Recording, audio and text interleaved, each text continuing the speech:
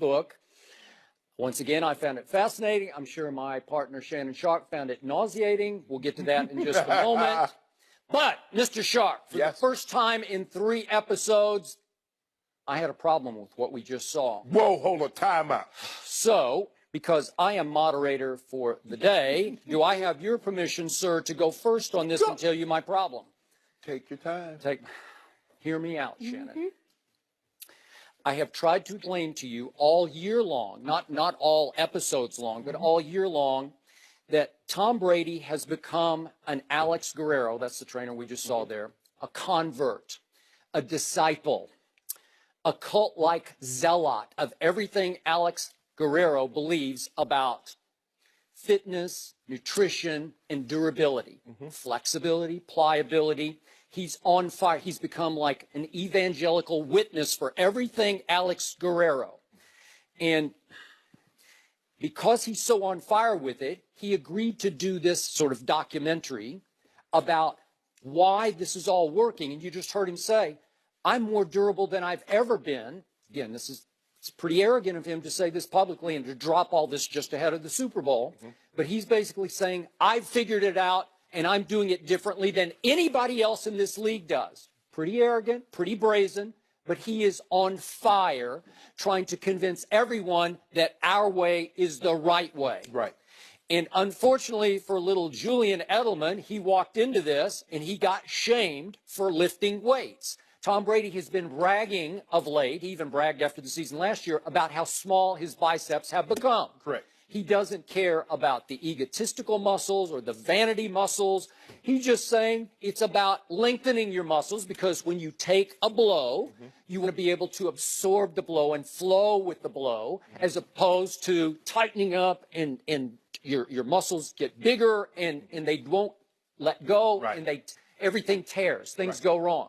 So I found it a little uncomfortable to watch because they were shaming Julian Edelman for lifting too many weights and not doing enough, whatever Pilates, yoga, whatever pliability, whatever stretching exercise you want to do. And that last line from Alex Guerrero is, but if Julian wants to just wants to play another couple of years, that's his decision. Well, that's a terrible thing to say. You want to talk about the all-time jinx to me? So then the way the piece is cut is cut to the second to last preseason game, and Julian Edelman goes down. And he's making a cut. I don't know if we have that play. Can we see that play quickly, the Julian Edelman injury play in the third preseason game? Tom just flips him a little pass, and he plants to cut. How many times has he done that in his life? 1,000. A billion times. He plants his right leg to cut on what he said was kind of slippery turf. Sticky turf, and boom, it's gone. ACL just ruptures. Who knows? Like, I've been doing this for so long. Sometimes it's just inexplicable. I don't know. Is it a genetic defect that it was just sitting there waiting to blow at any point? I don't know. How do you explain Achilles issues or whatever happens, ruptures? So it almost came across like they edited the piece to say, Julian should have listened, right? If he just listened to us, if he'd incorporate a little more pliability, he'd still be afloat and he'd still be playing and he could play maybe into his 40s. And I don't love that because even though I always say this, Ernestine's always on me about this, I believe in God, but I also believe in jinxes. I can't explain jinxes, but I can kind of explain karma. And sometimes you tempt fate too much. Sometimes you, so to speak, dare the devil too much. Sometimes you get so full of yourself, so arrogant about, and you're still human, I have figured this out. In your game, as you full well know, it's the most violent game on this planet as far as civilized sports go, right? And as you know, bad stuff happens inexplicably and quickly when you least expect it. How many times did something happen to you? You never know. And the thing is, Skip, Julian Edelman didn't get hit. He was running. He was just running. So it makes me fear a little bit. Obviously, I'm a Brady fan on the football field, but it makes me fear for him because are you not asking for it a little bit when you keep saying, I figured this out? Well, guess what? He's playing against the most ferocious defense he's played against all year long. That wide 9 and those guys flying off the edge. And he was making jokes about Chris Long, respect your elders, don't take me down easily. You know, well, they're not going to take him down easily. Fletcher Cox is going to be in his face, and he's going to get hit and hit hard in this game. Well, Hope it works out, Tom. Right. But maybe you're tempting fate a little too much. Skip, hold on. I just want to make sure I can get this on the record. Skip Bayless actually think Tom Brady, the guy that he said hung the moon, did something or said something wrong? Hung the moon on the football field. I don't defend him off the field. I don't even care about him off the field. I think he's hung a bunch of moons on the football field. This story, and he's hung some blood moons. Yeah, he right? has. He has. He's all time great. Yeah. And I've been saying this, and people look at me like I'm crazy. I've said this before, and I stand by it. Quarterbacks have the biggest ego of anybody that plays professional football. All right, but they usually deserve and earn it. But go ahead. They do the best job of hiding it. Okay. All this is Tom versus Tom. This is Tom and Tom. This is Tom Brady telling you how great he is and how he goes about being great and becoming great and staying great. I agree, but you have to admit he's on fire with his way versus the old school way, right? Yeah. And any trainer will tell you, you don't train a quarterback like you train a D lineman. Julian Edelman, if he were to just do pliability with all those collisions that he's taken, high impact, Tom Brady might get hit 10, 11 times a game. Julian Edelman might get hit 4 times in one play. He might. So it's different, and Tom. I've seen him get rocked by the Legion of Boom. You've seen him take some F shots. John did not lift like I lifted. I did not lift like the D lineman lifted. And what quarterback have we ever seen that was cut and buff, right? The only quarterback that I can honestly say that if you saw Cam Newton, Cam Newton looks like a superhero. All right. He doesn't have but he does part of his game is running into people and over people. But that's not he didn't lift weights to get like that. That's God given. Yeah. He cultivated, he harvested, and it worked for him. Yep. But for Tom to say, well, Julian, you don't need to lift weights, he plays wide receiver. He's getting hit from different directions on so many different times. Julian might get hit 25 times a game. Not only just, I'm saying, tackle, but guys are shoving him. And for Tom, it's like, well, since you're not, and for the Guerrero to say, well, since you're not doing it, you're only going to play 2 more years. How do you know? Jerry Rice didn't only stretch. He played until he was 42. They're D linemen. Brett Favre didn't do that. Brett Favre played 20 years. Yep. So a lot of it, Skip, is luck. It's happen chance because you played this game and you play it long enough, you're going to get one of these old nicks. And even Brett, he finally got that one hit playing Minnesota, the guy caught him just right, hit him in the back, and it broke his streak. It did. That's what happens. You never know. Julian Edelman, it wasn't a shot that took Julian Edelman down. The guy was just running. Yeah. How many times have he run, stopped abruptly, caught the ball, turned up? It was just this one time. This whole game. Right.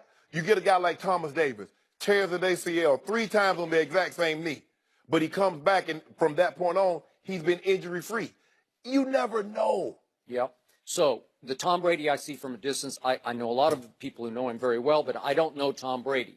But he does come across occasionally to me as, dare I say, a little naive, maybe a little gullible sometimes, a little nerdy gullible. Right. And Alex Guerrero. It's almost like a cult, Skip. I just said it's cult-like. I said he has converted Tom Brady to his cult of thinking. And what I've told you before is, as long as Tom Brady keeps that to him, as long as he believes heart and soul and everything else, that's good. Right. No, but that's great because it is working for Tom. Right. But that doesn't mean it will work for everybody. Exactly. And that's the thing, Skip. I was like, okay, well, Shannon, what do you do? How do you do? Okay, this is what I do. You want to try it? Try it. Man, you got to do this. Man, if you don't do this, you're not going to make the Pro Bowl like me. You're not going to make all-pro. Come on. And Tom, stop all that fake cussing. You broke my. I was like, oh my. I think that's part of him. That's what I've heard about him for years, is that he doesn't show you that in interviews. And Skip, and then up there in Montana, you're cheating me. You're cheating me. He only got 2 guys up there. I mean, why not invite the running backs? You don't think Deion Lewis and James White, why don't they go? Hold on. What about Brandon Cooks, Skip? I mean, he's a new guy. He was a new guy. He could have gone. He could have gone. Look, Tom, look, I get it. These are 2 of your best friends. They play receiver, and you invited them on a boys' trip, and you got some workout time in. But stop pretending, bruh. Oh, you're cheating me. Now, well, I'll let you run the short route because you were cheating me. Oh, my good. Ooh. I think they trash talk each other. It's good-natured. Again, the cursing, I think he does curse a lot. Man. Huh? And they tell me, oh, the smoothie. You want one of these smoothies? Oh, this smoothie is on point.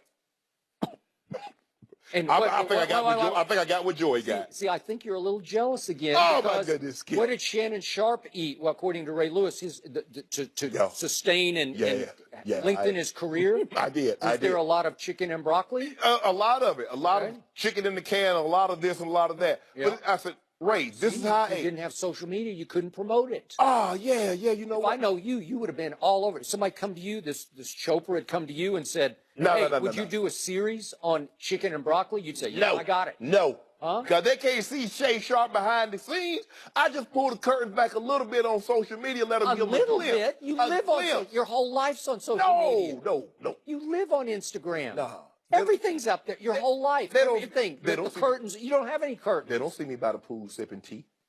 Well, they will tomorrow. No, they won't. No, they won't. But Skip, look, I got no problem. If this is the way you train, you believe in it. Clearly, he believes in it. Offer the guys.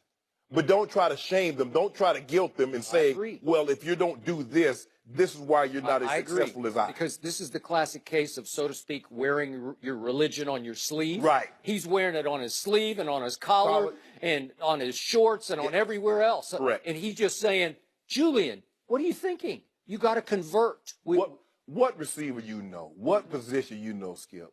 I mean, even kickers lift a little bit. You got to build muscles in your leg. Hey, punters lift a lot. Yeah, exactly. Because, in the repetition, you do a lot of, I used to see Elam swinging his leg to build up to be able to punt and kick the ball in training camp and on through the season. But, Tom, how many more episodes? 6 total, right? We only had 3? Yeah. So we got 3 more to go? We have one today, Chris Ely? I think we do. I think they're dropping each day. Tomorrow. Oh, come on. You're addicted to it. No, I'm not. You're fascinated. No, I can see how can't wait. Fake. Well, it's not about him personally. It's not about his private life. No. It's just about this. It's about fitness, nutrition, the new way. He ain't trying to tell you that he's a great dad or a great father, a husband, and he might be a great brother. He might be all those things. So what did the greatest trash talker in the history of pro football do? Shannon Sharp. Before a game, he'd say, I'm going to do this to you. Yeah. You better be ready. Yeah. Tom Brady's basically saying, I'm going to do this to you. Yeah, Philadelphia. Philly. You know, this man is you so think they're confident. Watching this? He's so confident. Yeah. He's so arrogant that he did a documentary and he released it before the game let you know. Dropped it right on your heads. And then before he took off to come to Minnesota, he dropped the mic on you guys. Love it. Dropped them. Oh, you like that, huh? Because he backs He tried to steal that from President Obama. President Obama dropped the mic at his last correspondence dinner. Barack out. I think a lot of people. I think Barack stole that from a lot of people. Barack out. So, I'm about to change the subject to a guy who does not belong in the same sentence with Tom Brady, but there's this guy up in Cleveland, Ohio. He was born on December 30th, 1984. Yes. You know that guy? Yes, the chosen one. To one Gloria James. Yes, strive for greatness. Well, last night, LeBron's team lost for the 7th time in the last 10 games.